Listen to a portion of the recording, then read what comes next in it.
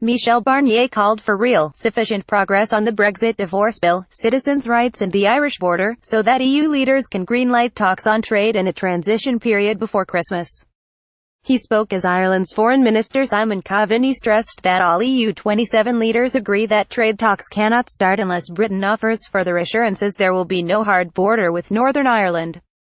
Prime Minister Theresa May has been given until December 4 to come up with further proposals on the withdrawal issues so Mr. Barnier can recommend to leaders at the December 14-15 European Council summit that enough progress has been made for trade talks to begin.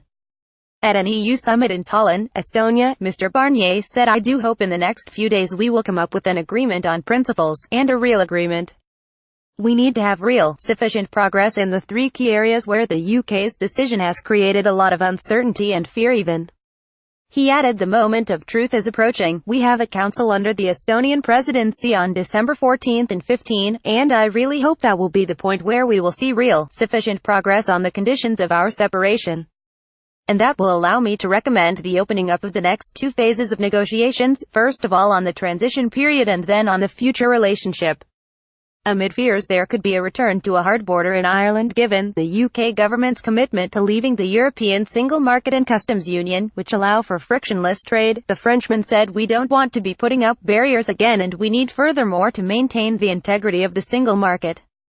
On the divorce bill, he said Britain must honour its commitments for the EU budget between 2014 and 2020, which Mrs May has already signalled she will do. "We have a programme from 2014 to 2020 and I have said we are not willing to pay, the 27 are not willing to pay what has been decided by the 28, and so we are asking for the UK to play its part to honour its commitments for that period," Mr. Barnier said.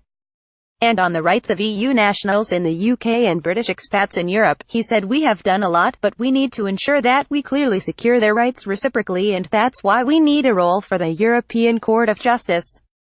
Mr. Coveney said Ireland will not need to use its veto to prevent progress in talks because EU negotiators will block it themselves if the UK does not offer a workable solution on the Irish border. He said he had received personal assurances from senior EU figures Mr. Barnier, Donald Tusk and Jean-Claude Juncker on Friday that Brussels would hold firm on this demand. "They have repeated the message that Ireland's problems are the EU's problem, so Ireland is not going to be isolated and forced to use a veto," said Mr. Coveney. EU leaders insist a hardening of the border is inevitable if the UK leaves the single market and customs union, as checks will be required to monitor movement between jurisdictions operating under two different regulatory systems. One solution offered by Europe is the suggestion Northern Ireland would continue to comply with EU regulations post-Brexit, but this has been rejected by the UK government. Any arrangement, which appeared to give Northern Ireland a separate status, would also be strongly resisted by the Democratic Unionist STEP, whose 10 MPs are effectively keeping Mrs May in Downing Street after she lost her majority in the general election. Asked about the prospect of movement on the border issue, the PM's official spokesman said Britain is firmly committed to avoiding a physical frontier.